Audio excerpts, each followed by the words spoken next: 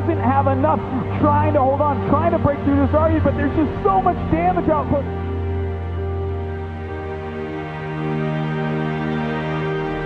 Continue to hold on at this point. This war almost unfurled. They've got to get out of there. They cannot die at this point. Ok, on y va. On est encore première ligne. Ok, sans pitié. Oh là là, les élèves qui arrivent. Non, il est en train de le massacrer. La porte du thermal qui est en train de chuter. Drogo. What a build, what a strategy. And he's going deep.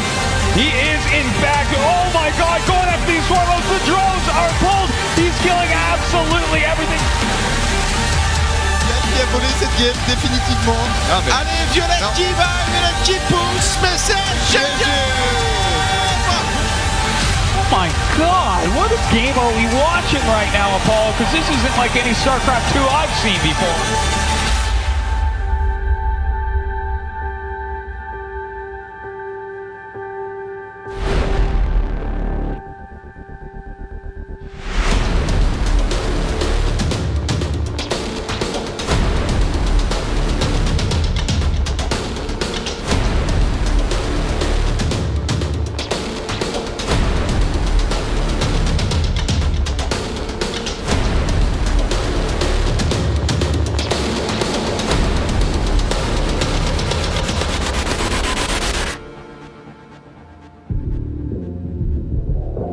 It is time. We've made the grand finals. We are live in DreamHack Open, ready for the one and only best of 7 to crown the new champion. It's going to be an exciting finals. Are you ready, everybody? I hope you are tuning in from around the world. Make sure to spread the word. Thank you very much to our sponsors who make all of this possible. Zowie, Razer, G2A, Monster Energy, and of course Alienware. Do remember to include the hashtag DHOpen and hashtag WCS. Joining me on the panel for the grand finals, we have Todd, we have Tasteless, and we have Artosis. 3 days of awesome StarCraft action now lead down to just a single best of 7. It's going to be Polt versus True. Tasteless, are you hyped? Dude, I am so hyped. I gotta say, I think Polt may have met his match here. True is just tearing through everybody. It seems like he can't be stopped. But then again, this is Polt. This is a guy who is very difficult to take out. He's a tenacious player. He hangs in there. And he definitely has experience on a huge stage, an international stage like this one here at DreamHack. Polt might have the most experience of anyone in the entire world at these events. He's won countless tournaments outside of Korea as well as inside Korea, tournaments that True just qualifies for. But as Tasteless said, True is in ridiculously top form. And that's the story of this grand finals here for me. It's the new blood in WCS in True here, who has lost only one map so far, up against the veteran in Polt, who struggled definitely a lot more than True before he made it to the grand finals here. Well, 3 days of awesome StarCraft action here at the DreamHack Zowie Open. We can check in with the bracket and you can see how it's developed over the last couple of days. Finally, we are here. It's going to be a Terran versus Zerg in this beautiful grand finals that's about to unfold. Can True qualify for the WCS Global Playoffs? With a victory here, he would be joining Polt, who already qualified earlier on during the year. An exciting match ahead. Can Polt keep him out? Is the question. Artosis, thoughts? Well, you know, Polt is going to do his best to keep him out, but True dropped out of GSL Codes specifically to join up with the international WCS scene. This is his only chance to make it to BlizzCon right here, right now. If he loses here, that's it. He has to wait till next year. So he is going to pull out his absolute best stuff, but is that really enough against Polt? Polt is like the guy when they announced the WCS system, we're all like, well, I mean, Polt's going to make a lot of money this year. And he has done so far, and he can continue to make money. Of course, first place taking a whopping $35,000 to add to the already $460,000 that Polt's got to his name.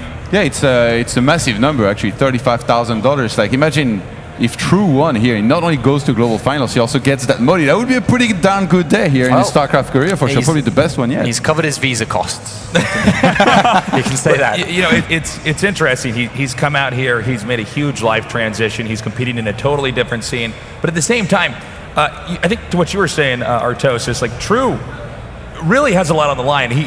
obviously was coming out to a scene like this expecting to dominate. If he gets this far and doesn't make it, and a player who did a previous step, such as Polt, continues to reign dominance, that's a big, tough one there for True. And of course, I mean, True's played fantastic. He's continued to dominate every single player, but maybe this is his match, because for the last couple of games that we've seen Polt play, and specifically the Petit Drogo and the Neeb series, he's playing out of his mind. Yeah, and the thing is, True just played versus Terran in Hero Marine in the semi-finals. He showed a lot of, I guess, what he wants to do and what he has to offer versus Terran.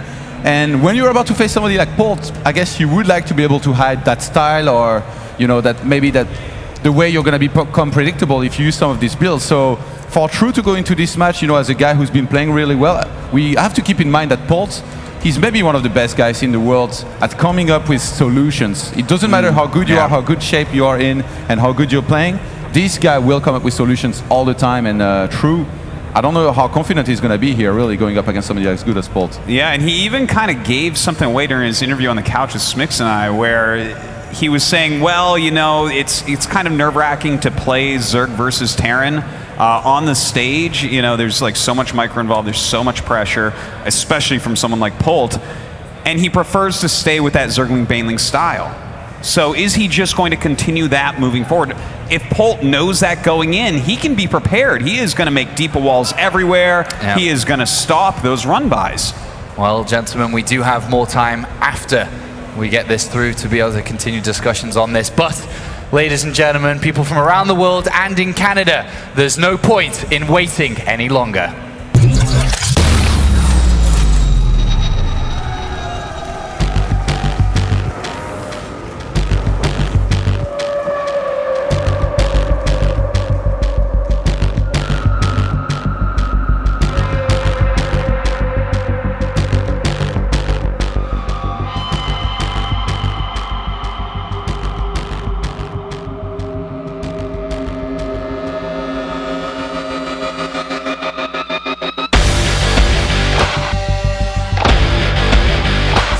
He's in trouble. Some great fumbles going down. The Ultra's closing oh so quickly. Roach and Hydra all over the place. Big play coming out for 4GG. He runs straight past that tree, goes straight for the Roaches here. What a move, what a build, what a strategy.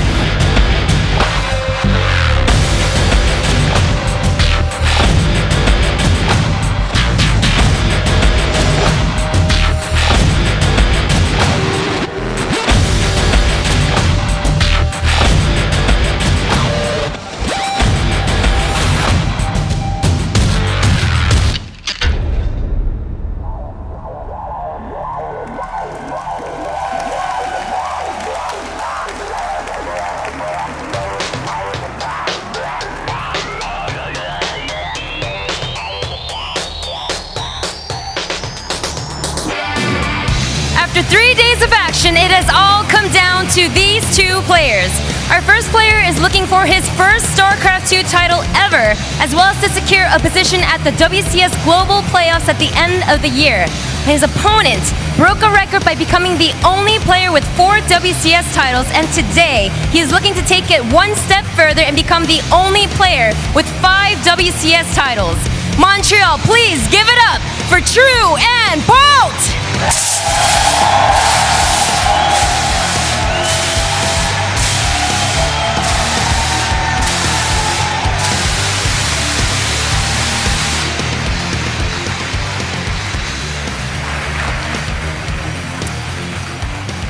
True, the last time you were in a Grand Finals, it was a year and about a few months ago, and now you are in the Grand Finals one more time. If you win here, you can become a StarCraft 2 champion. But of course, facing you is a player that you called a legendary player. It is Polt. So what do you have to say to Polt before this match? Polt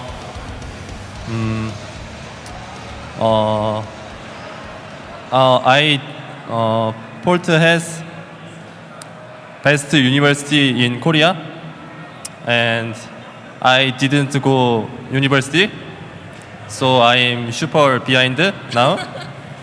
But I will show university that important. University is not important, says True, but Polt, I know that earlier when I spoke to you, you said that you needed to be the gatekeeper and keep True out of the global playoffs because you said it wasn't fair to the other players. But on top of that, if you win here, you'll take your current record even further and have 5 WCS titles. So what do you have to say back to True? 5 WCS titles. That sounds great. I will get it this time. 5 WCS titles, he says. Please shake hands. It is time to find out who the champion will be here at the WCS Summer Championship. Apollo, back to you. Thank you very much, Mix. What a finals that we're about to unfold. Very, very excited for this one. Gentlemen, Polt versus True. Polt has been in WCS from the very, very beginning. True's, it's his first time, it's his first tournament, and he's looking to go straight to the top to win it all, Tasteless. True is too cool for school, guys. He is going to try to go all the way here and take out his opponent. Look, this is really exciting. You can see both these guys super hungry to move on, and both of them just so much on the line. Yeah. Actually, you mentioned how much there is on the line, but again, to put that into perspective, True, if he wins here, he not only goes to the global finals, he wins $35,000 instead of $15,000. There is a $20,000 difference here between first and second. For a guy that moved from Codes into WCS, I feel like if he loses here, we're gonna remember him as the guy, who made it to the final. Sure, that was impressive, but he doesn't go to the global finals. He doesn't add that extra 20,000 from now that he could have made if he had beaten Polt. So it's big difference here in what you win and what you don't win. For True, absolutely. For Polt, it's like the 5th title in WCS. Who knows how many tournaments he's actually won? No one can actually even count that high. That $35,000, yeah, it's a lot of money, but like Polt already has won more money than almost every other player in the game. It's just like dropping more pennies into his piggy bank. Like, there's no pressure here on Polt. And he has so much experience as well. And even what True said before, like, Polt graduated from the best university in all of Korea. Like, this is a Superman that we're looking at right here. You're right, this guy's a jack of all trades. And to go, by the way, if you guys aren't familiar, Polt did go to Seoul University. That's the best university in all of South Korea. That's like getting out of Harvard. And then you're like, I'm going to be a pro gamer too. And then I'm going to go land on the moon, and then I'm going to be a brain surgeon. I mean, this guy is doing everything. And True, I mean, this is the story of a lot of pro gamers. A lot of them opt out of getting a formal education and instead pursue their passion and try to become the greatest StarCraft player of all time. So, a lot of True's life is kind of culminating to this one moment. Yeah, and there's a lot on his shoulders for sure. I wonder if True starts to mix in different builds, playing different styles. Sure, he's had some success here, but we talked about how if you're Polt here and you got to watch these games against Euromarine, which I'm sure he was paying very close attention to, you're already thinking about everything that you can do against this one style that True's been playing. That's, to be honest, as good as he played, is decently repetitive and predictable. I think one thing that's been repeated over the years when watching Polt is he's very, very good when it comes to a best-of-7 setting and is able to play out a full series on every single map. He's very good at building that plan to approach a longer series, Artosis. Yeah, he really is. Like, he just, again, it goes back to that experience. This guy has played since StarCraft 2 came out. He was in the beta and everything, and has been one of the best players in the world non-stop throughout that time. He's won championships just about every single year that StarCraft 2 has existed. Like, there's nothing he hasn't done. So the more games you give him, the longer you give him to download somebody and just destroy them, it's crazy. That's why a best-of-7 is so good for Polt. This is like his home territory. The fact that there is no veto means that those maps that usually would be vetoed, that are the most difficult ones to play for another race, are going to be picked very early, obviously, by the other race to try and do well on these maps. So that's also something to take in consideration. I'm guessing both of them probably practice these maps a decent amount. But I mean, again, going back to what you guys were just saying, Polt, that's definitely going to play more, I think, a little bit more into his hand than he will for True, in my opinion. Do you think the fact that, True's come from playing in the Korea region, Codes, as you said, practicing with obviously all of the best players in the world, compared to Polt, who plays in the North American server a lot more, plays within a WCS, a weaker region, do Do you think that this is going to play factor where True's coming into this with a bit more momentum personally? Well, there's a couple things to keep in mind. Normally, players who succeed in tournaments like this, they're very good at these kind of a stamina-based tournament, day after day, match after match. A lot of just thinking on your feet. You can only prepare for so many games, whereas True, coming into this, is much more used to, for instance, like you were saying, that GSL format. So even though it's a little bit rushed, he definitely has maybe more time to try to assemble certain builds. Where do I cheese here? Where do I do this? Where I think maybe Polt is a little bit used to kind of grinding through. You're definitely right that it's like more of a stamina-based tournament, but to be honest, the only people in this tournament that played less games than True all lost in round 1 because this guy has not been dropping games. His series have been fast and furious, so that's going to be a tough thing for Polt to deal with. Yeah, we see that 100% win rate of True here up against Polt. It's just one single encounter that happened over a year ago, so don't need to read into that too much, I think, especially it was just like an online tournament. Now, again, this is really the story of the guy who's on form against the veteran, who's good at fixing problems, really. Polt's won about 10 times more money than True. It just keeps on piling up where it's like, okay, Polt is the consummate pro here. Yeah. This is such a mountain to climb. Can True end up doing that? Okay, predictions. Where are we going, Artosis? You can begin. Yeah, I will take Polt on this one. I think True has played fantastically. It'd be great to see him just win his first tournament and go right to BlizzCon and all, but Polt's a beast in these best of 7s. I think he'll take it down with probably a 4-2. Is it my turn? It is, yes. It's my turn. I think I might have to disagree with Artosis here. I actually think it's going to be True. I think 4-3. The fairy tale story coming true. But we'll see. Again, it's a very tough one to call. I'd be happy with either one moving on.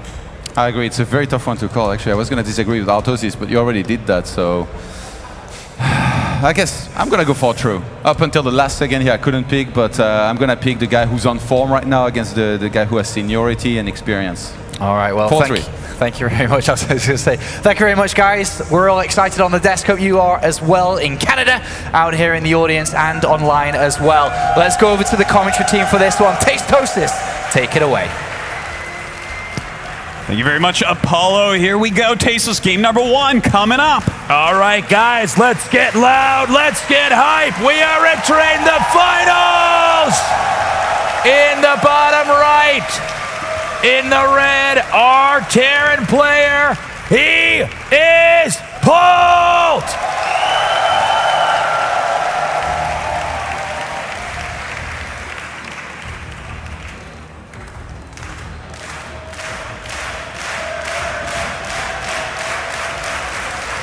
And in the upper left, in the blue, he was in Korea before, just now here in North America in Montreal. He is True!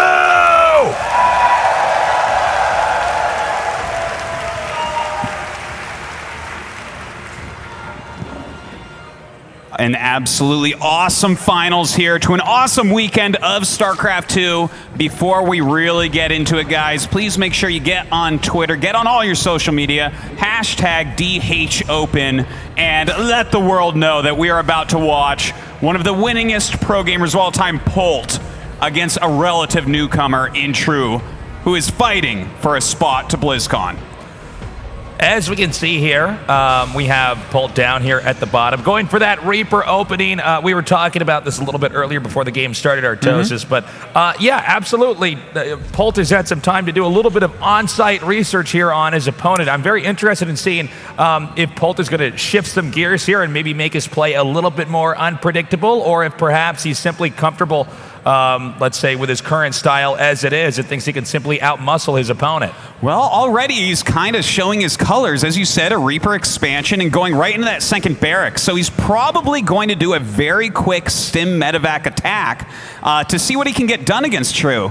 Now, if True holds true to how he played in the previous series, he's going to have a lot of queens and a lot of lings when Polt gets there. Yeah, he's really good at that ground bullying style, about really, like we've seen in several Zergs, but his style is almost a little bit more unique, but just making sure that if you're out on the map, you're not safe. You want to compel the Terran to turtle as much as possible so you can gobble up all the resources on the map. Oh, already getting a drone. I wasn't even ready to talk about the game. I was going to skip over it because normally they don't even die this early, but Polt already with a little bit of momentum going his way.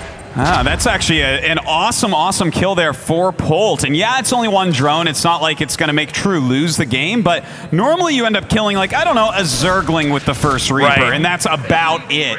But the fact that he got that might point towards True having a little bit of nerves going into game number 1.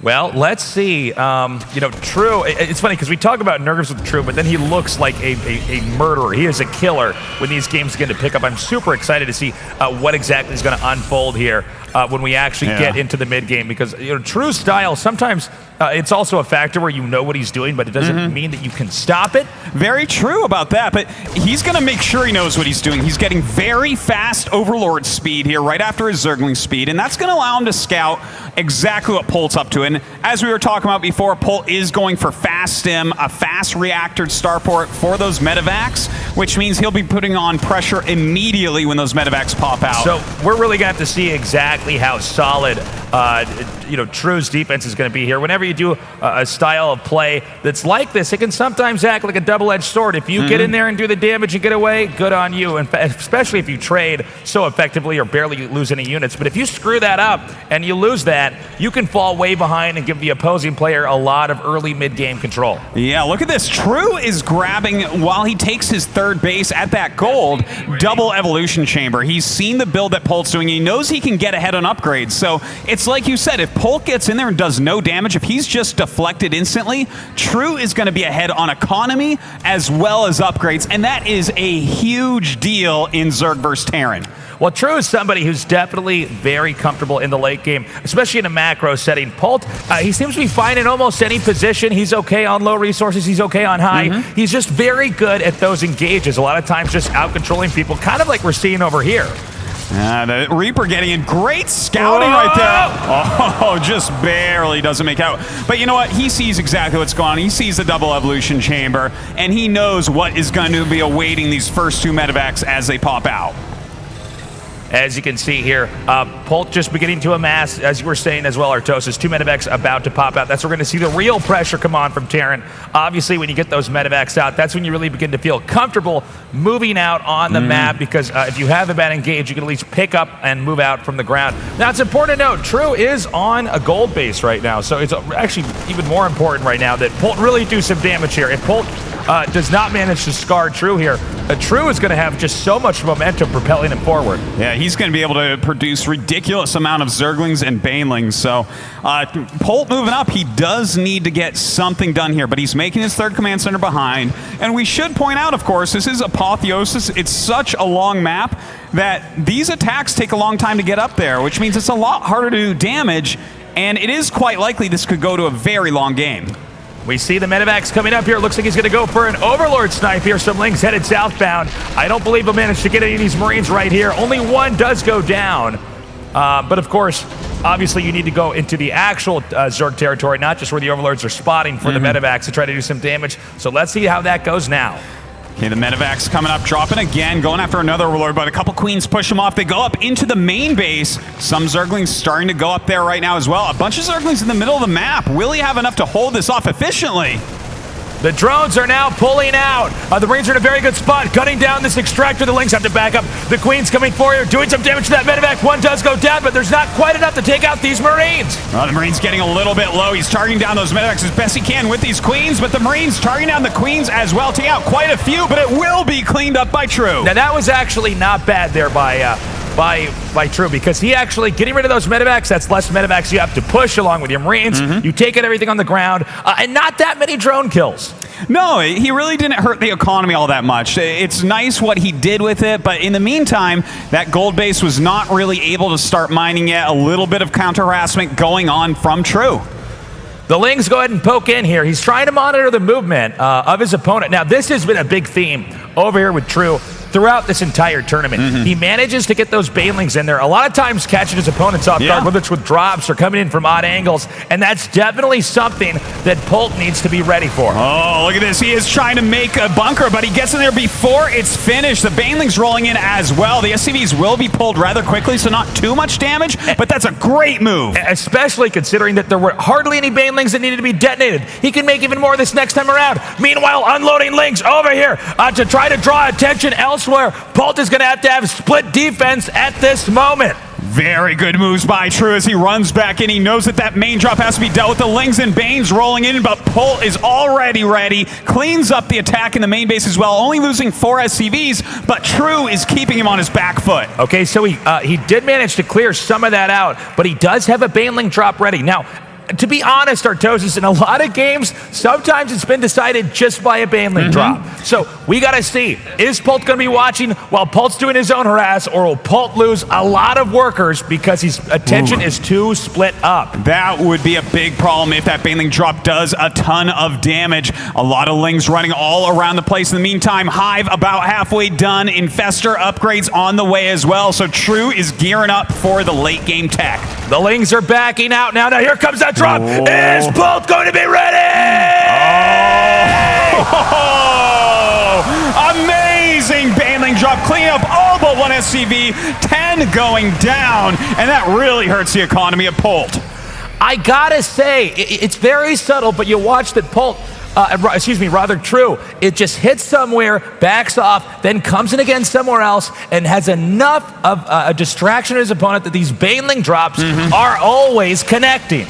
Just a fantastic drop indeed. And now the Hive is about to finish. He's about to have Infestors out. I mean, if you fungal growth those Marines, the Banelings are going to decimate them. So Polt moving up, he has to be very careful with his next engagement. Polt now moving out, headed northbound over here. Ideally just to clean up the creep. I believe he will pick up and back off here rather than trying to engage. And look again, Artosis. Nice job here by Polt. He's going to catch that Baneling drop. Polt actually potentially going to try to push in right here.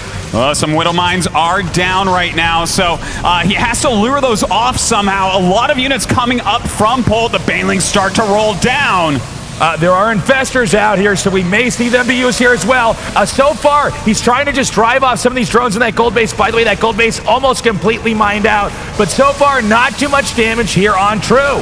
Polt's holding a good area, trying to take down this additional hatchery. That's the 5th base of True. He really wants to save it. The Speed Baneling's coming in. He kills off quite a bit, but it's not quite enough. Cleaning up this attack behind his gold base as well. But the hatchery goes down. Great play there for Polt. Polt now will have to pick up and either attack elsewhere or return back home. Now we do see some great upgrades coming in. 3-3 on the side of True right now, whereas Polt has not started it. So a very big deal for True. Also getting those adrenal upgrades. We are really getting that later game tech, whereas Polt has gone for drilling claws. That is really going to help his Widow Mines to wreck these Lings and Banes. Okay, he's coming in here now, trying to do some damage to the gold. We see some Ravagers and some Lings now pushing forward. A pickup again, not too much damage here on True. True now headed southbound, going to regroup and possibly push again. Meanwhile, here in the upper right, an attack on the hatchery. He's going to pick off that queen, but the Lings are too fast. He has to run away. A spore going up as well. Some of these mines all over the place. Look at this. Oh, a lucky mine shot misses what True wants hit.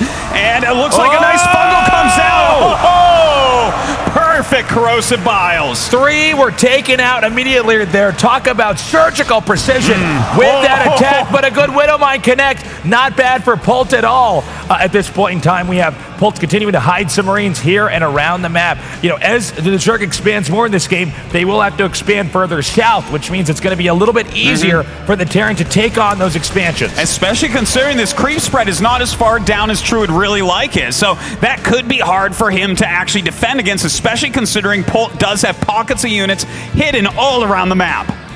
As you can see here, Liberators now a big factor in this game. This is Polt's key unit. When you think of Liberators, you think of Polt. He's very solid at this. We're going to have soon the harass slow down and a more central push begin to pick up in this game.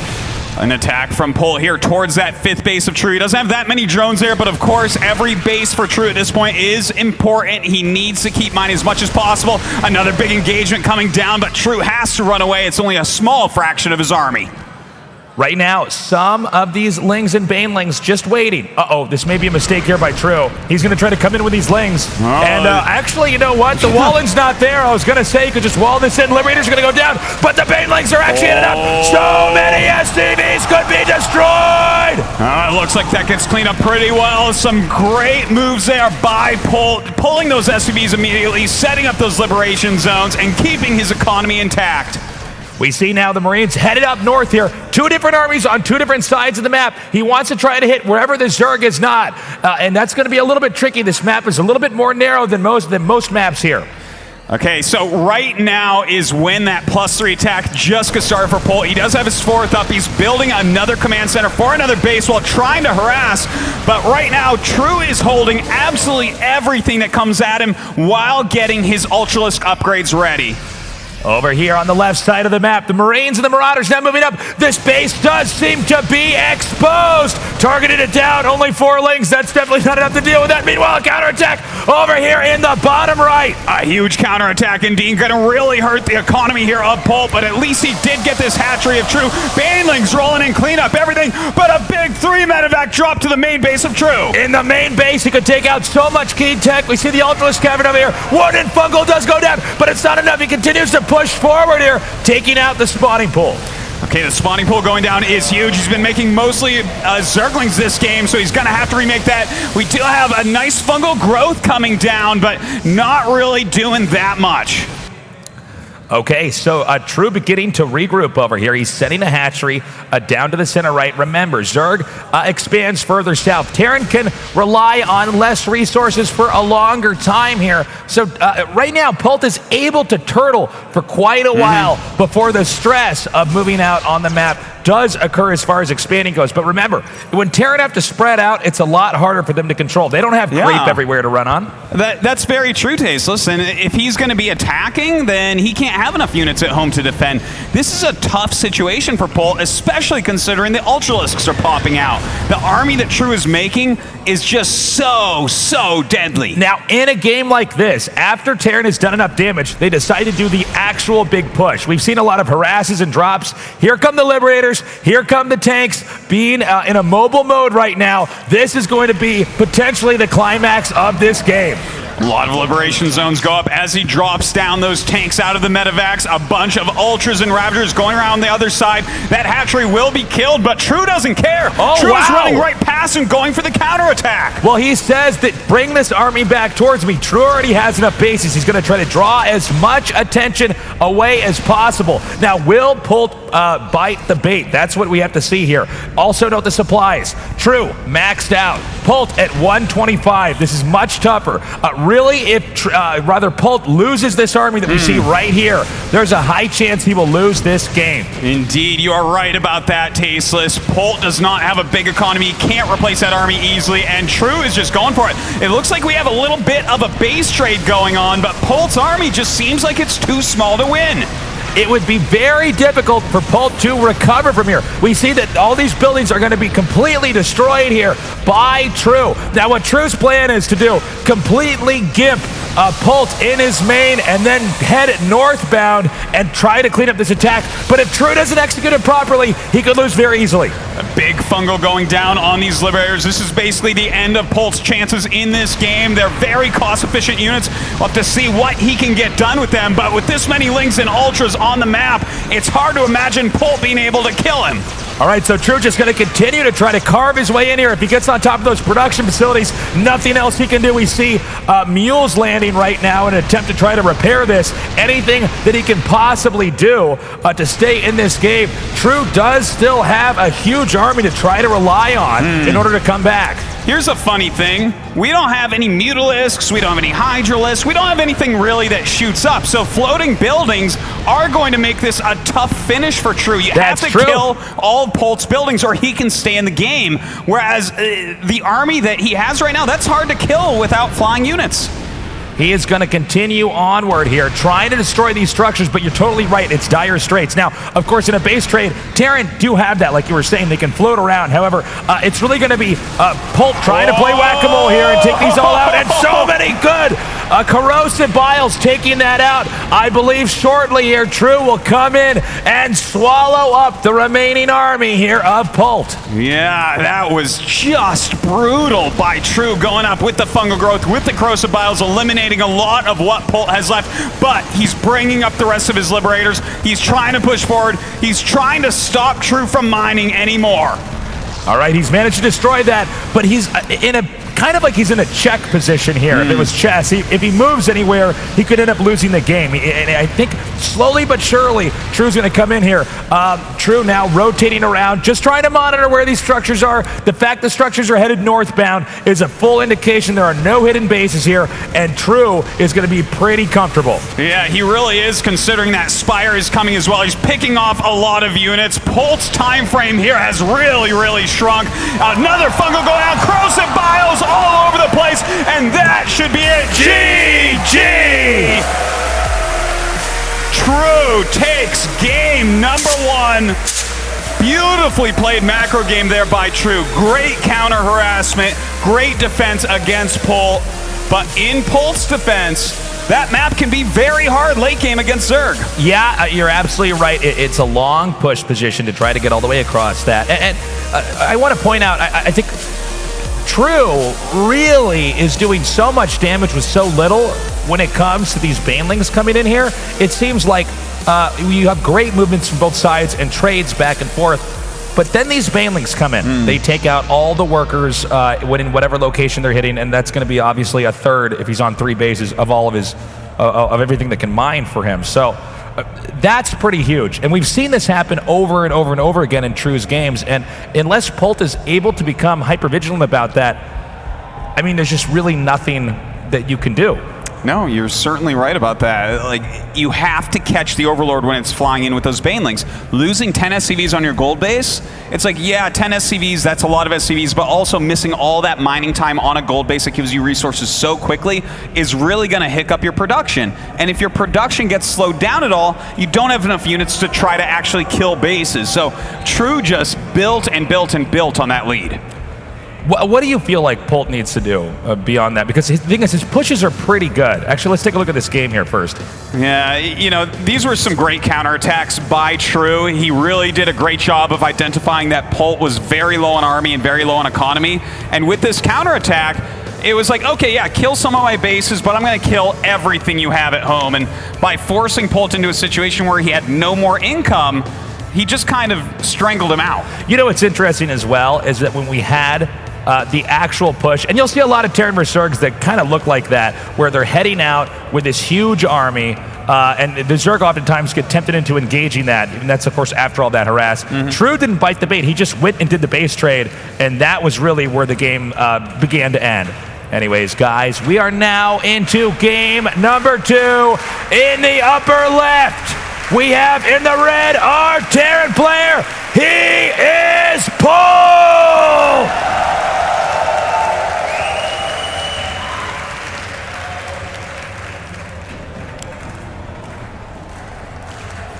And with his new visa, now here competing in DreamHack. In the blue, our Zerg player winning game number 1. He is True!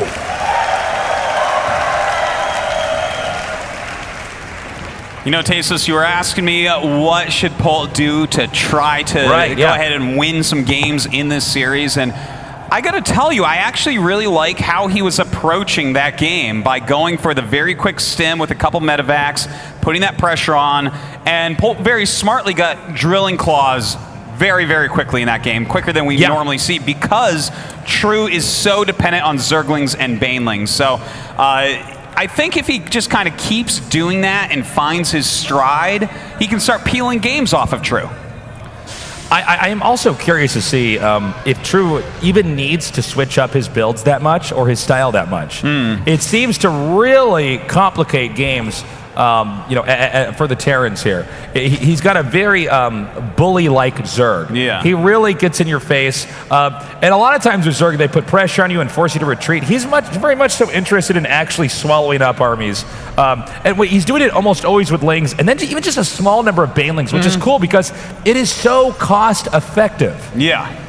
the way that True plays, and this has always been the way that True has played StarCraft 2 from the beginning of his professional career to now. He's always had his own style, very Zergling, very Baneling heavy, and now with that new Queen buff, giving them that extra anti-air range to help deal with the drops, this style is really paying off for True. This is like a new fantastic time for him strategically as a player. I gotta say, by the way, too, on this map specifically, now that we're seeing the Reaper back off here, there are a lot of cool pushing and dropping tricks that Terran can try to do on this map. There's a lot of various paths you can move around, a lot of locations where you can destroy rocks and reshape what's going on. And of course, even at this initial gold base, we have this back area. That's of course why these Zerglings are focusing now down these rocks areas, because this can become a huge issue later on if you don't open that up. But even beyond that, there's just a lot of cool stuff that Terran can do. And it's not a crazy distance to push on, by the way, or drop from. No, it's really not. It's very close for those drops, and I think that that means that this strategy that we see Polt doing, once again, the very fast stim and then going into the reactored medevacs, it's going to be a really strong way to play the game. I think that he's made a great choice to once again continue with this build he used in the last game. This is pretty cool here by Polt. We see Polt just trying to delay as much as humanly possible those links from destroying those rocks, and I actually... this is doing way more damage and being way more of a nuisance than I ever expected. That is so annoying for him to have to deal with, but he's got those queens there, so eventually he'll get through these rocks.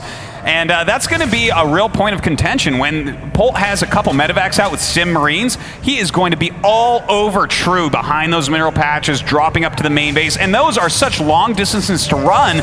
I'm interested to see if True can hold on against the first wave and second wave of harassment. Now this is pretty cool, just using this Reaper as much damage as possible, like we saw, even hitting some of those workers. He'll probably pull out here in a second as these rocks will go down now, and that will give Zerg open access here to the back of the base. Now we have the starport and factory swap, and we're going to begin to have medevacs come into the game at the same time around when Stim will be finishing. Yeah, and True is playing slightly differently than what we saw before, just going for the one evolution chamber, getting a Baneling Nest as well. He's going to have to really spread his units very, very well against the harassment that's going to be coming up as soon as those two medevacs are out. Well, as the game moves on here, we see the teching continue forward here. Zerg is droning up, and that's partially due to the fact that there is no real threat from the Terran. That's actually one of the great things about getting that Reaper early on. There's just not a ton of damage that can be done with it, although Polt did a pretty exceptional job with it this time around. Now, with the two medevacs out, this is where the game begins to pick up, and you can just see how fine-timed this build is. The moment he would need to drop that, Stim completes like around that very second, or a little bit ahead of that. Now behind this, Polt's actually adding more barracks. We'll talk about that in a second, though. A big spread of queens right next to these Banelings that are morphing in. Zerglings coming up as well, and instantly shuts down this drop, pushing Polt back. Great defense from True. Yeah, this is what I'm talking about with True, is we all know that one of the great strengths of Terran is their mobility when it comes to dropping, and how much you can combo a drop and then switch back and make that army an actual pushing army. But the fact that True masses up so much muscle on the ground, and he really utilizes those mass queens to have anti-air. Whenever there's an engagement, if you watch, he uses the queens to start targeting the medevacs, and the Lings come in there so fast, they surround the Marines faster than the Marines can come out. And a lot of times, and we've seen it already at this tournament, the queens just gun down the medevac before it gets away, and then you got Terran scratching his head and saying, why on earth did I drop there to begin with? Yeah, it's a great strategy from True. Again, that's why he's so strong right now, is this type of style. Now, I want to point out what Polt is up to. He's harassing lightly here, but he really doesn't want to lose any units, because it looks like he's gearing up for a two-base all-in. Behind the double medevac quick stim drop, you normally go for a third command center. Instead, Polt added a bunch of barracks. He's producing really heavily, even making siege tanks, getting that +1 attack, and all this is going to lead up to a massive push from Polt. Now, it's interesting. I actually thought Polt might have gone for a longer game just because this is such a tighter map.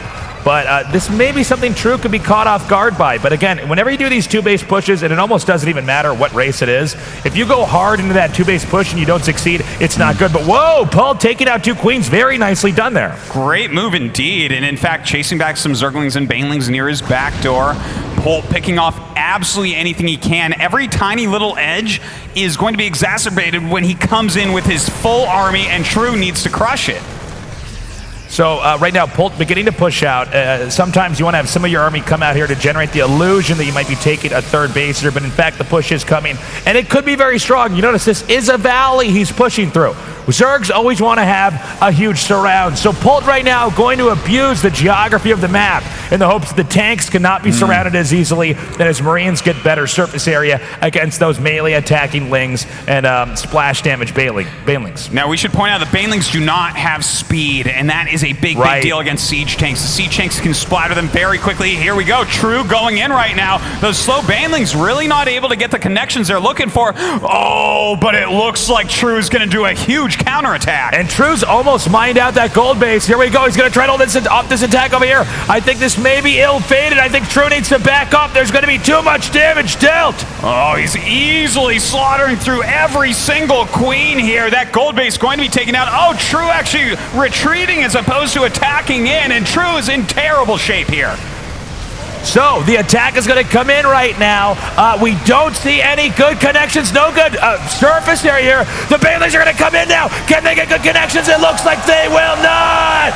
Oh, such a bad situation right now for our Zerg player, True, as Polt stims and runs up the ramp into his main base. Almost nothing left to run. GG! Polt takes game number 2, tying up the series 1-1. Really nicely done. That was actually an excellent build selection there by Polt. Yeah. I like the idea of what True is doing to go in there and counter, but you saw that when True pushed out, he had this moment where he's like, oh my God, wait, he has way more than I thought outside of his base. And that was also because Polt effectively disguised the push itself. Yeah. He made it look, and it was subtle, but he made it look by flying medevacs around and taking out overlords, which is a lot of times what you're trying to do anyways early on with Terran. Zerg didn't know that push was there until right when it was at the front of his base. True had that counter set up, but then when he saw how many tanks there were and Marines, you saw it actually stream back down as True's like, whoa, that's a lot more than I thought was there. Okay, but by then it was too late. Terran had an even better position. It was just a perfect selection of strategies from Polt, as you said. You know, just to utilize the map in that way. He saw that True took the fast gold base that is so close to where Polt is. If you just siege some tanks up in the middle there, the Lings and Banelings are going to have such a hard time funneling through, especially since the creep is consistently pushed back. Look at that setup. You're never going to break that with what True had. Here it is. You see all those units in the back stream in. That's when True thought, oh man, that's way more than I thought was actually. And see, here he goes. He pulls this back down here. But the fact that the hatchery is here in this spot already adds as another obstruction. So see, how on earth are the Lings going to connect properly here? I mean, it's just never going to happen. The Terrans have really good cover here and can fire around this stuff. And so there you go. There's like no way that you're going to be able to stop that. And that's a win there for Polt. Yeah, a great map for Polt to do that strat on. A great map for Terran vs. Zerg. So very well done. It's tied up 1-1, Tasteless.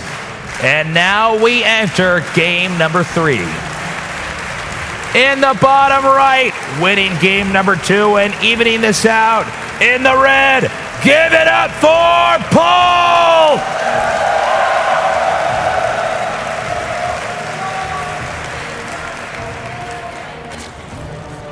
And his opponent on the opposite side of the map in the blue. Now here at DreamHack, so much on the line. Make some noise for True!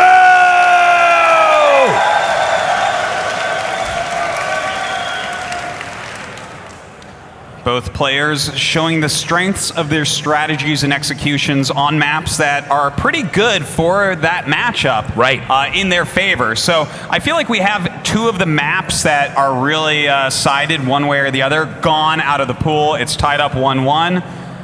And I mean, that's a perfect place to be at right now. It's like we're down to a best of 5 to decide who's the champion here in Montreal. Well, I'm glad to see this is evenly matched. In the back of my head, I was a little bit terrified of the idea that maybe True is just some kind of unstoppable beast that would just completely obliterate everybody in his path. But Polt showed that he's got a good understanding. Now, what's cool about this is the map that we're on. This is like the classic StarCraft 2 map. We've had it before. We've taken it out. We've brought it back in Legacy of the Void. Both these guys have so much experience on this map specifically. We're going to see a really high-level game from these two. And I honestly honestly do not know who's going to win here. No, it's really, really hard to say. We're going to have to see what Polt wants to do strategically here, and it's not going to be the same build he showed in the last 2 games. This is not a stim rush with 2 medevacs. Instead, he's going to tech up a little bit more. Well, the cool thing about this map is there's a lot of ways to play it, but you can definitely do a very textbook style of play, a very orthodox TVZ or ZvT here. But as we begin to expand out further, it can also be kind of tricky. There's a lot of ways for Zergs to counterattack. There's also a lot of locations for Terran to hide drops and navigate through different areas. I think we might be seeing reactored Hellions, even possibly into Banshees, or maybe just a 3rd command center coming up from Polt. Probably just a lot of harassment, though, early on, and that can be very good on this map. The 3rd base for Zerg, even though it's very far away from Terran, it's hard to connect that by creep, so something like Hellions can do very well against a lot of light units like the Zerglings trying to kill them. We have the Reaper now just outside the base, a bunker coming down here. That's always an indicator that Terran really does want to tech up, so I think what you're saying, Artosis, is 100% correct. The Reaper obviously going to try to peek in, wait to regen and then peek in again here.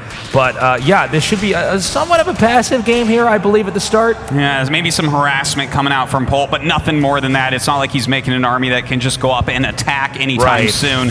And, it looks like... Oh, wait a minute, what? Yeah, he's making a bunker. So we're actually going to see a little bit of a siege tank push over there. I stand corrected, guys, and this is not really normal.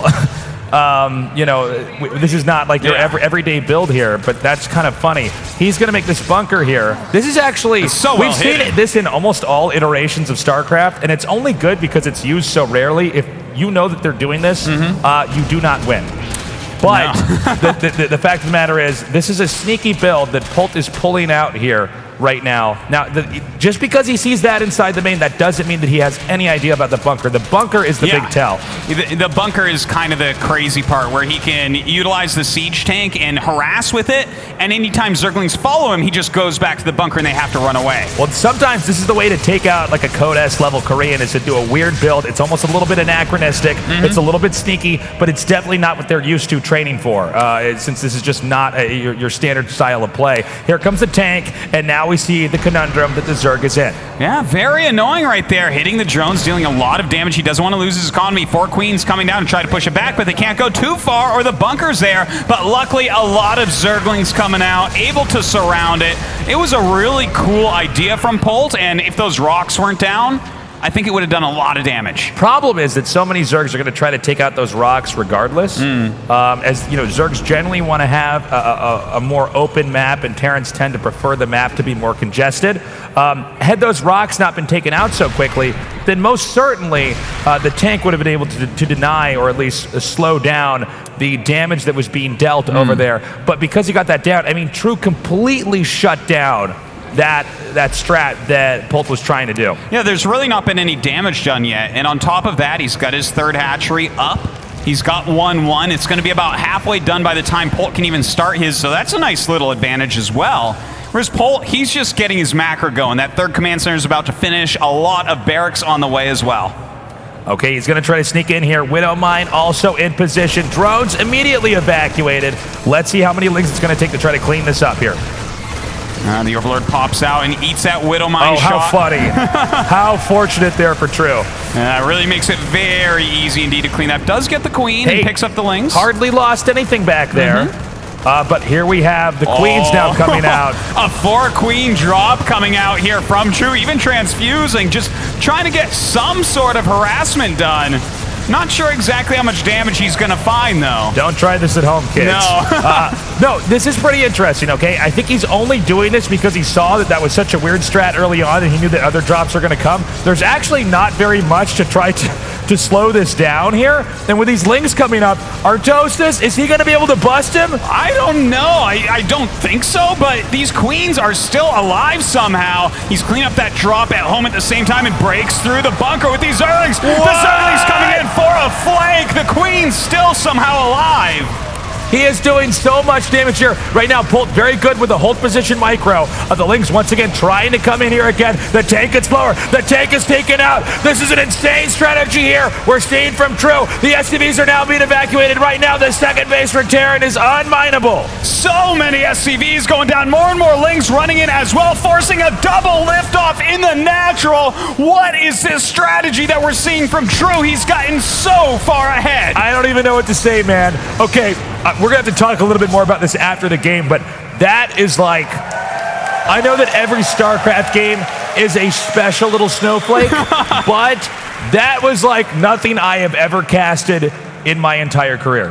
No, that was like, what? That was a snowflake with its own set of fingerprints on it, okay? Like, that was so weird to see the 4 queens just drop there and transfuse for days while the Lings come and break through the front. I thought he was harassing. I was like, okay, I guess you could get SCVs. That's cool. I guess you can transfuse them. I see the Lings coming. I'm like, oh my God, the bunker is empty. Just a crazy, crazy play right there.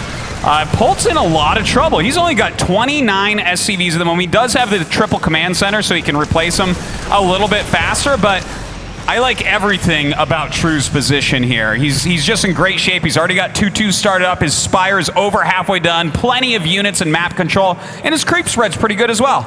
True is so good, he doesn't even need gas units, man. He just makes Lings and Queens, and then the Overlords too. Those are cheap. You know, they just cost minerals, and then he can actually disarm you there. We see the Lings now coming back over here. Polt is trying to regain some kind of ground over here in this game. A good pickup, taking out a few Lings here and there, backing up close to the Widow Mine. Eventually, Polt is going to have to take a third base. And there it is. Yeah, he's floating over to it right now. The harassment, I'm sure, will continue from True, though, so he's going to have to stay on top of blocking anything like Baneling run-ins or anything of that sort from True. He definitely likes that type of style. In the meantime, True does have his own fourth base, and now Mutalisks are on the way, and especially on King Sejong Station, Mutalisks are very strong. Absolutely, and this is where the efficacy of the drops kind of goes away to some extent. Dropping truly does become a very dicey maneuver here for Polt, and that's going to bring us into a different phase where I think he's going to have to turtle a little bit more. Oh my God, that splitting was so good. It really was. Oh my God. Oh no! It's happening again! Just a ridiculous play here. The Zergling going to end up getting a lot of kills there as well. True taking all of his attention down to that third base and then dropping the natural. Oh my God. True is the new master of the universe. I don't even know, man. This is crazy. He is just hitting Polt from every possible angle. The air tech is now out here as we see the mutas are hatching. Terran is going to try to come up here with this push. Polt needs to do a decent amount of damage, but he doesn't want to overextend. If he overextends, this army is going to be swallowed up entirely. You know, you're right about that, but if he doesn't get some damage done here, does he really have any chance? He's only at 30 SCVs. Everything about Polt's position is very tough indeed. I gotta say, man, I have seen a lot of crazy games, but right now, True is just revolutionizing the way I'm seeing Zerg. I've never seen Lings controlled so well. It's just incredible. Terran beginning to push forward here. Banelings are about to hatch. More Lings do come down. The Medivacs are beginning to be targeted. The Mutas are out now. Medivacs on the run. The Lings may stay in pursuit. No, True. Oh, wow. Good connect there on those Mutas. True will try to wipe out anything else he can find down here if he can get a good engage. Oh, he's coming in to try to clean this up, and Polt targeting down the Mutas very, very quickly, killing quite a few of them off.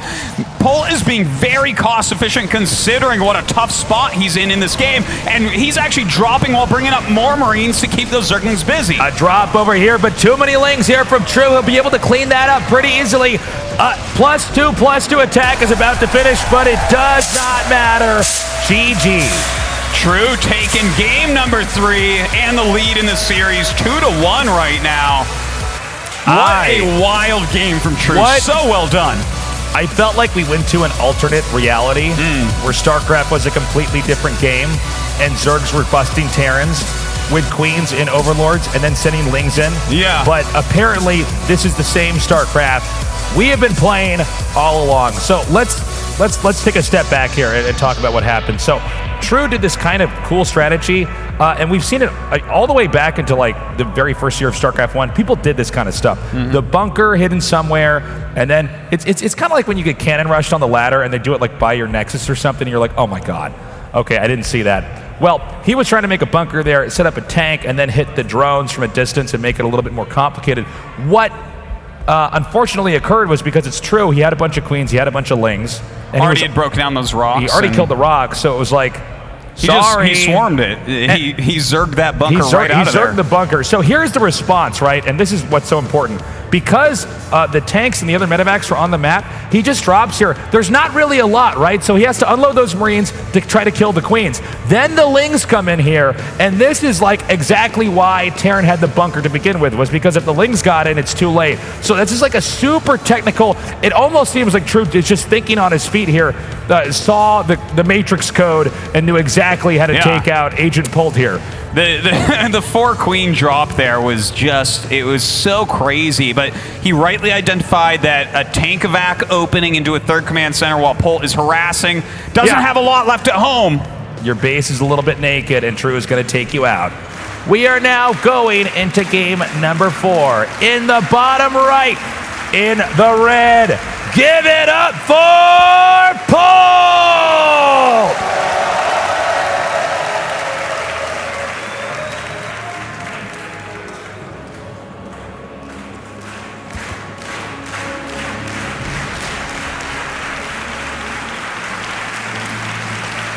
And his opponent here in the bottom left, revolutionizing Zerg in that last game. All the way from South Korea, now here in North America for DreamHack. Give it up for True!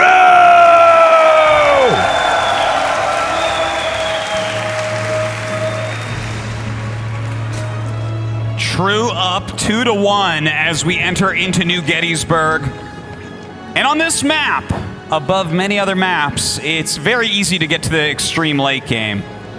So who is actually going to triumph there if the game doesn't end before then? You know, True already showed us on the first map, Apotheosis, how strong he can be with a bunch of Infestors and Ravagers and Ultras. Whereas, you know, Polt kind of did fall apart in that game. Can he hold on such a big macro map like New Gettysburg?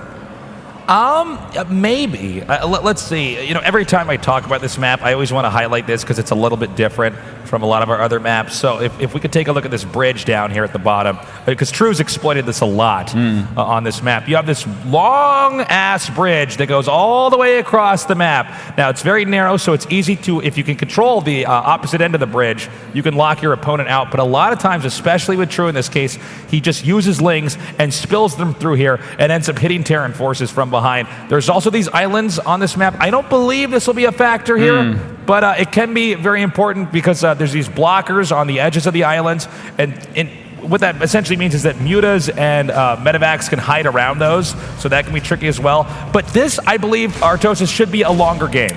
Yeah, we're probably going to see more likely. attention in the top center. Like, I guess there's always the possibility that one of them can kind of rush and finish off his opponent pretty quickly. And if one player was to do that, I would think it would be Polt trying for it. It looks like he's going for the quick stim as well as double medevac rush that we've seen him do before. Now, will he follow it up with a 3rd command center like we saw in Apotheosis for more of a macro game? Or will he go for an all-in behind it like we saw in Dasan Station? I don't know, man. This is a tricky game here, especially because we're in game 4 with True up 2-1. Let's say that True wins this. That's a 3-1 lead, Artosis. That would mean Polt would have to win 3-0 from there to take this. And I just don't know if that's possible. Seems like a tall order. It seems like a damn tall order, my friend. So what do you do exactly as Polt here? I think you've got to be basically perfect. You have to do every single attack right, but most of all, you cannot fall victim to these drops and harass from True. As good as True is on the map, engaging your army, he's even better at sneaking into your base. I don't understand. It's even hard for us to see exactly what he's doing, but he is showing blips on the mini-map all over the place before these drops are even coming in. And that's why Polt's eye is being caught on the wrong part of the map, so that when those Baneling drops come in, because when you look at it, it looks simple, right? You're like, well, why didn't he move his SCVs? Well, that's because True is doing so many things and revealing so much and faking out big attacks and then retreating to the point where Polt's attention is just in the wrong spot. And this is kind of a mini game in StarCraft we don't really talk about that much, but the fact that you can only have so much on your screen at the same time. The very highest level players will really just cause attention to be elsewhere. And even if you're a few seconds late to trying to stop what they already did, you've taken too much damage, you've lost too many workers. Yeah, it is such a tough situation for Polt to try to deal with that. You know, with those air blockers, you're going to see slightly less drops into the main base, but definitely your base is kind of spread out as the game goes longer. So he will have to keep an eye on that. A lot of Zerglings being produced right now, a Baneling Nest as well. He's going for a counterattack. Yeah, look at this. Well, you move out with the 16 Marines immediately here, so he knows there's not going to be a lot of units at home. Now let's see where the medevacs go. A little bit of a gamble here. Okay, now he's trying to dodge overlords. Okay. Now, he's going to make sure those lings are not spotted by that. He's going to loop around here. Terran is quite a bit exposed here, and there are 17 Banelings. Oh my god! This is so many units being produced. Now, Polt drops out. He's getting ready to try to do some damage, pick off some overlords and whatnot, but you know, True has most of his units across the map. All right, he's in position. He's going to move in. Here we go! And he doesn't even shut the entrance! These Banelings going to be able to easily get up this ramp. They kill off those depots in a matter of seconds. Polt is microing for his life right now. I don't know what to say. The Banelings are coming in here and destroying too many SCVs! That is a ton of SCVs going down. 33 have already fallen. The supply depots going down. Polt does take out the third base of True, but I don't think he cares. I don't think he needs that third base. The Lings are coming in. There's no medevacs right now to heal. The Zerglings are just doing too much damage. Has Polt out of this game? It looks like True mustered the defense necessary to actually bounce those medevacs back out. And meanwhile, Artosis, there's only 4 SCVs in this game. Oh, he's lost 40 SCVs. Almost nothing left over. I mean, what a great counterattack here from True. He did fantastically. He sacked his third base for a game victory, it looks like, at this point. That was incredible. Polt's going to try to come in. It would take a miracle for this to do enough damage. Yeah, like this has to basically kill the natural at least to bring this game back into something you can win. The Banelings actually get a decent connection. Another counterattack. Oh, Polt is not going to have anything left. The killing blow is coming here now. There it is. GG. GG indeed. True just crushing through the veteran Polt there. 3-1 right now. True is on match point. No. True is not on match point. True is on BlizzCon point right now. Okay, this guy wins one of the next 3 games, and he will be one of the guys playing at the championship, the World Championship at BlizzCon. Okay, really briefly here, I want to discuss what we saw here. That attack is timed out so perfectly because this is kind of common in the meta, and especially from Polt. We've seen that the 2 medevacs come out. He hits exactly at the right moment. Now, he disguised that pretty well, and that's easier said than done. But also, Polt didn't raise the depot. Now, most of the Banelings are supposed to go to the depot, and then the Lings come in. If you actually, that's like, I don't even have a great metaphor. 5 extra Banelings. Here it is. Now watch. Now imagine some of those Banelings had detonated. Terran would still be in trouble, yes, of course, but the fact that already these SCVs can't even get out over here at the natural, and that means these Banelings, which can insta-kill the Marines or the SCVs, it's a choose-your-own-adventure of win here. It's too much damage. And again, True, just showing so many different styles of play.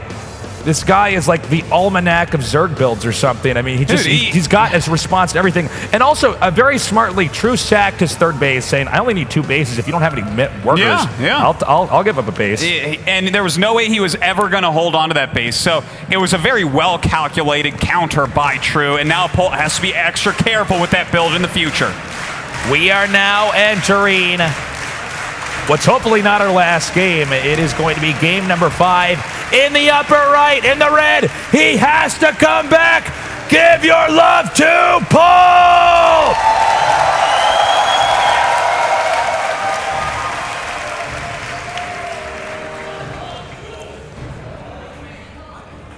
And his opponent down here in the bottom left, in the blue, he looks unstoppable. He's 1 win away from being our champion. Give it up for True!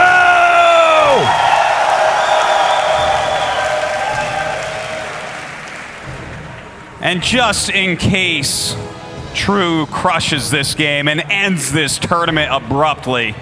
Big shout out to our observer, Flo. She's been fantastic all weekend long. Yeah, guys, give Flo a cheer here. She's been observing every game. She's the best in the business. Props to her. She does an absolutely fantastic job.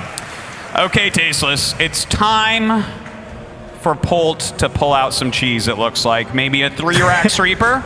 Yeah, well, you got to try every tool in the kit if you're going to become a champion of a tournament like this. And I say, why not? Now, will True be able to hold this? I guess we're going to have to find out. A lot of this is not simply the strategy of the build. It's the mechanical ability of the player versus the other player.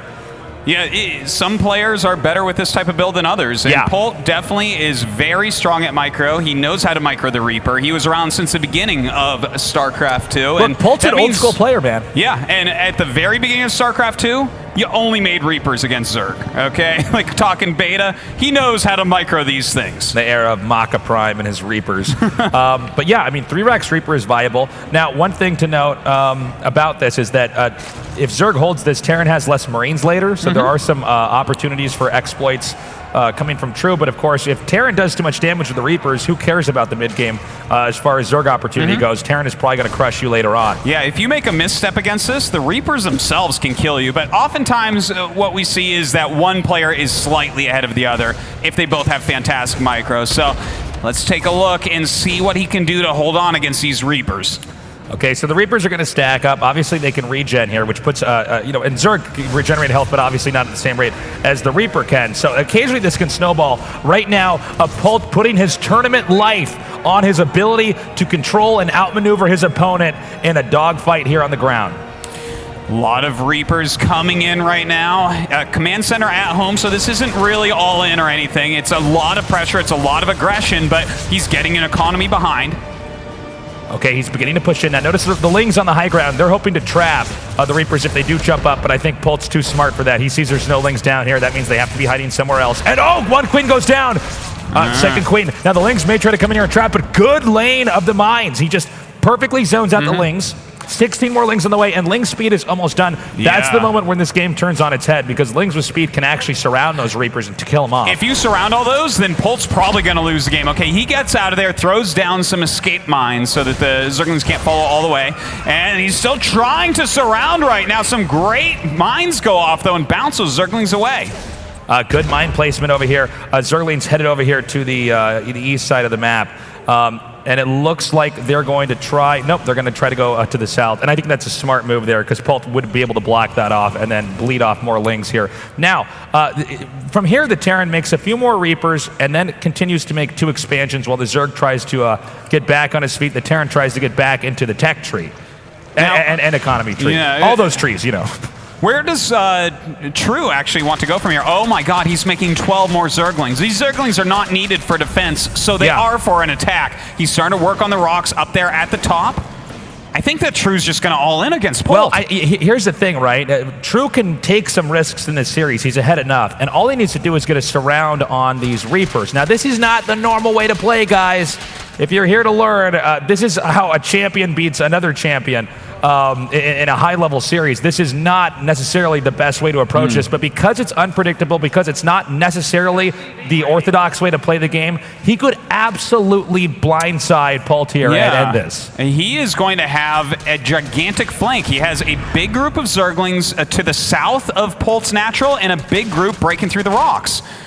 So look at that. Like, this is just some... And here's like, he'll attack probably from 3 sides, if I had to guess. That one Reaper that hit, he probably thinks those are those Lings that were there all along. He doesn't know there's actually 3 more groups of Lings over here right now. So we have Lings here over right now doing some damage. SCVs are being pulled. The Reapers are coming up, but there are still more Lings hidden around the map for possible ambushes. Okay, the Reapers coming up to try to help to deal with all of this. A lot of Zerglings hidden all around. Polt has no idea, as you said, Tasis, about the total number of Zerglings he thinks those are the same original Zerglings that came out and stopped the Reaper attack before. Oh, he actually finds these ones to the north and gets quite a few free kills there, but he is drawing those Reapers away. Yeah, and it's a decoy. Here comes the other attack! Beautiful move by True right into that natural once again. Polt starting to take quite a bit of damage. Some Marines do come down the ramp to try to hold this off, but a great surround goes off by True.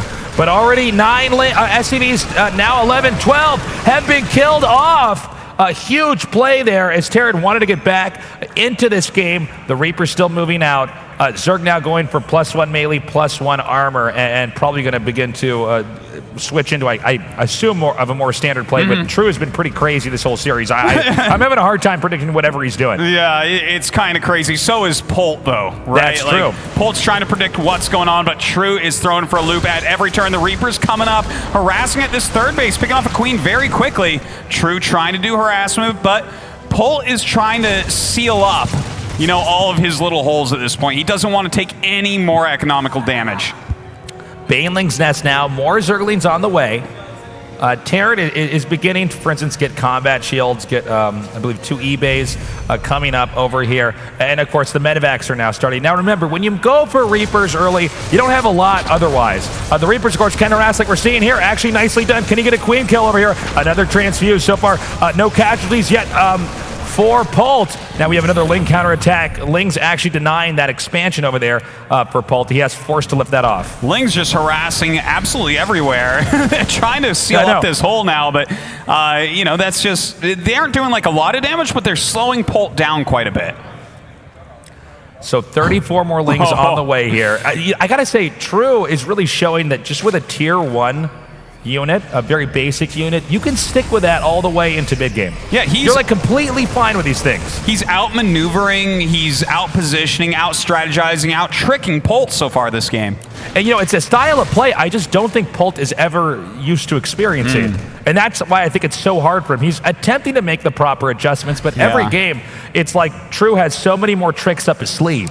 There's very few Zergs that play like this. This is something we always talk about with True anytime we cast him anywhere Tasteless, is that he marches to the beat of a different drum. He loves those Zerglings. He loves running around with them, using them in strategic harassment-based ways. It's kind of crazy. He like uses all these guerrilla tactics coming in there. It's a fantastic style, and this guy has so much potential with it right now. Now, Polt is moving out 4 medevacs, almost all of them full right now. This is going to be a really powerful attack. Okay, medevacs headed southbound now. Let's see if he can get a good drop over here. It does seem like there are already so many Lings. I feel like he's going to spend a lot of time loading and unloading. Oh, he may combo it. He may actually hit 2 locations at once. I like that move a lot. If he can draw, like he's using True's tactics against him. Oh my God! There's no escape! Catches every single Reaper, but these Marines have been unloaded, and that third base is in a lot of trouble. The Banelings are coming down. He needs to target each one down properly, and he does manage to do that. It looks like they're... No, am I wrong? Actually, I think he just barely has enough to hold this. Excuse me, never mind. There are too many more Lings coming down now, and he does wipe that out. But losing those Reapers, huge play there. Almost no Lings lost in that process. Yeah, that is not how Polt saw that one going, and now True has held on to absolutely everything, making more and more Zerglings right now. A lot of Banelings out as well.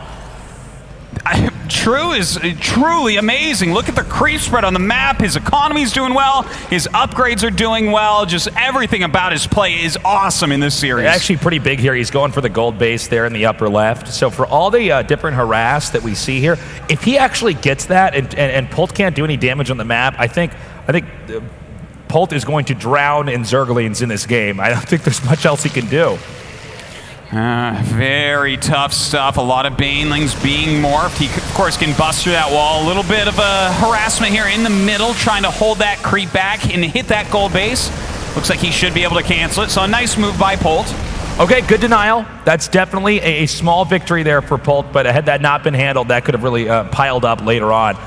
Meanwhile, another attack over here. Once again, the Banelings in here to ambush. The SCVs are being evacuated. The Marines coming down, and he manages to save every single SCV. Brilliant play by Polt. But another attack over here at the right. And we have Zerglings going up through the center of the map as well. The Banelings trying to catch these SCVs. SCVs being spread out as more Marines come back to try to hold on here. But the SCVs being slaughtered. 13 going down. You know, True just looks like, you know, almost like the Zerg in the StarCraft single player, right? Where there's just too much coming from every angle. And they're like, we got to get off this planet. Polt definitely in a tough spot here, but Polt is going to try anyways to push southbound over here. Another drop denied there by True. True is absolutely everywhere at once. True is the overmind right now. This is really tough stuff for Polt. Oh, doesn't even see those banelings roll in and kill off most of his Marines. Okay, some Lings gathering over here at the right. It looks like he just wants to keep pressure. He wants to try to draw the army back, and he closes the time. No! He comes in. Marines are rallying out. He's going to try to possibly even breach into the main here. That is so many Zerglings. Only Zerglings in the production fab for True, as well as he surrounds all of these Marines and wipes them out. The economy of Polt taking another big hit. GG! True has done it. He is your champion.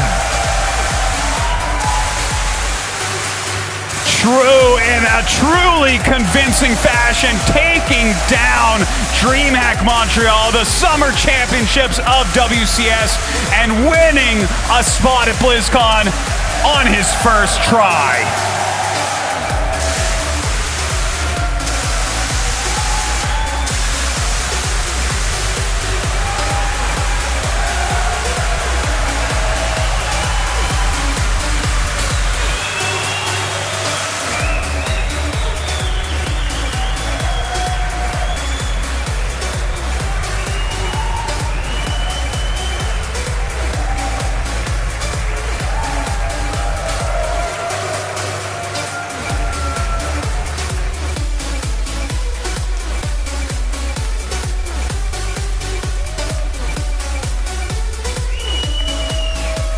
Congratulations.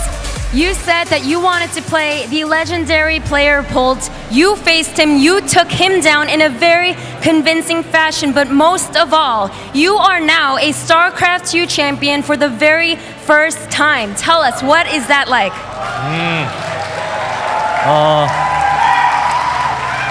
Yeah, it's my I played StarCraft Pro Gamer 7 years, but it's my first win, big tournament. So I am so happy.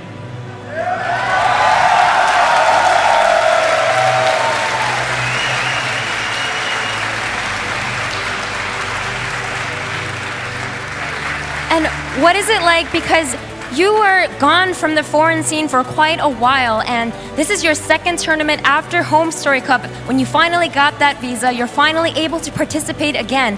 With this, you are not only a champion, you will be in the WCS Global Playoffs as well. So what is going through your head right now? I just qualified BlizzCon, so I will try to win BlizzCon. Okay, true.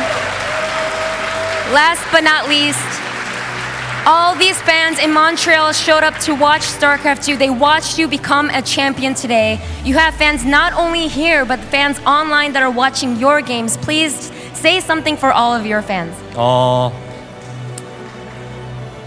Thanks for cheer.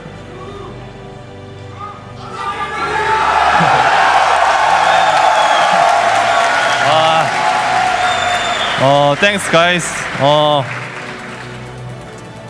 I'm.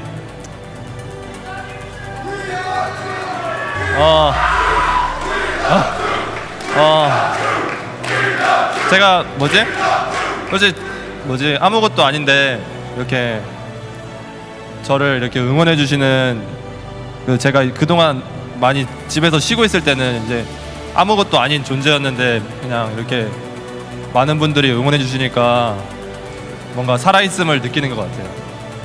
He says, for a while I was resting at home when I wasn't able to participate in these tournaments, and honestly I was a nobody, guys, but to come here and have you guys cheer so hard for me, I feel like I'm a somebody. You guys make me feel alive, so thank you so much for that. Now, last but not least, True, as a DreamHack champion, we have a tradition where you must open a bottle of champagne. So, if we can just bring that on stage for him. This is the final boss, True. Best of luck.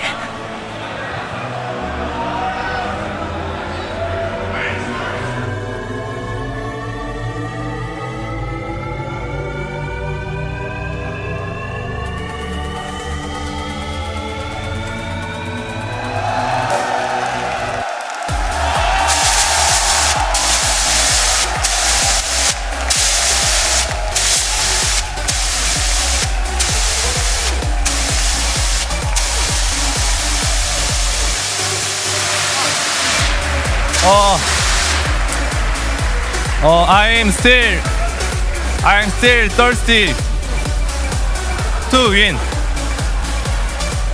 Keep cheer for me, guys. Thank you.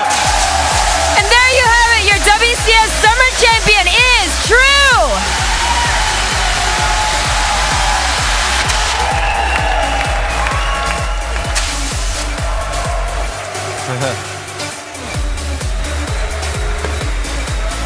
What a fantastic performance by True.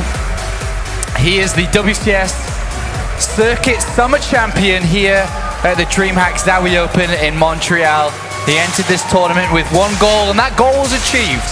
It was to win the tournament, to qualify himself for the global playoffs at the end of the year. $35,000 has been collected, and of course the $10,000 just to compete at the global playoffs. And there he is on stage. A remarkable performance this weekend, Roddy. Absolutely. I mean, cliche, but one shot, one opportunity, and he did grab it with both hands. Played awesome, man. I mean, I was reading the Team Liquid power ranking before this tournament when I couldn't fall asleep, and he was seeded as 12th player going into this tournament. I mean, obviously a lot of us disagree with that, but still, I mean, that says something. Like, the expectations weren't that high. I think it's awesome. The real question is, did that power rank help you to fall asleep? No, not at all. Okay. I was laying in bed. Why is this guy seated as 12th player now? Just a great run by True, man. I mean, he dropped like 3 games throughout the entire tournament. 2, actually. It was so crazy, man. I mean, True did so well. You know what? He did it with his own style. A lot of times we think that we needed somebody to play in the current meta, or stick to the fundamentals of what we know about StarCraft 2. True is somebody who bends the rules. He bends the universe into a pretzel for his will. He gets so many lings out there, and he just sticks with these lings and banelings. He just keeps overwhelming his opponent. He's hitting from so many different angles. He's using those guerrilla tactics, and that's the way he won this DreamHack. It's pretty insane. He's awesome. What an aggressive Zerg. He made this tournament look easy. He really did. You have to look at him and say, I guess this guy has a shot to win BlizzCon, because he really made all of these top-tier pro gamers just... I mean, it wasn't even close. Not even against Polt. Polt. It didn't look close. Yeah, it was a fantastic performance. We can check in with the bracket, and you can see the road that he took throughout this tournament, starting very early on in the round of 32. If you just look to the left-hand side, he started against Snoot. He took him out 3-0, took out Harstem 3-0, took out Welmo, Hero Marine, and Polt. Yeah, it's a lovely run, especially the round of 32 victory over Snoot. That convincing. There are very few people out there that can 3-0 Snoot in a ZvT. He did it, and then Harstem, who's had a phenomenal record in PvZ over the last few months. True definitely made that one look easy. And then taking care of Belmo as well. I mean, he deserved it. He played great. Polt had a pretty good read on his style before the series. He said, you know, he watched the game against Hero Marine, said there's no need to be all that aggressive. So obviously he was worried about the things that True could have done, and he was thinking about it. Yeah, True found openings over and over again. Loved the non-stop, you know, at least he tried non-stop drop plays. Sometimes he got shot down, but if he got shot down once or twice, eventually he found an opening, dropped a couple banelings, and every time he looked at Polt's work account, it's like, well, 13 SCVs left. This is gonna be pretty hard. I mean, yeah, awesome play. I couldn't agree more with the guys. And he joins now, funny enough, Polt and Showtime as the 3 leaders of the WCS, the 3 champions of 2016, who will head into the global playoffs, of course, with 5 others who qualify from the WCS point system. But he is a winner, he's a champion. He's going into the global playoffs to take on the Koreans, well, the other Koreans, I suppose I should say, from the other region. It's going to be a fantastic tournament, which isn't that far away.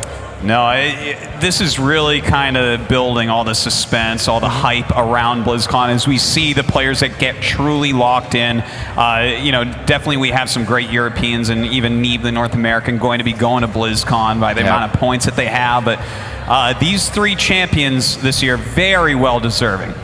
And it's not over yet, though. There's still another WCS event to come, Kevin, which you're going to be attending, hopefully, with fingers crossed. But the Copa America is not too far around the corner. We're going to be having more points on the line, hopefully more players trying to squeeze in last minute. Not too many spots available, but there is still some. Yeah, and with True winning here, it actually complicates the rankings a little bit because the 8th spot was tied, right, between Violet and Elaser, if I recall correctly. Well, suddenly that is 8 and 9. So one of those two. I mean, we could potentially have another global playoff match like we had back then with Revival, I believe it was, against Naniwa all the way back in like 2013 or something.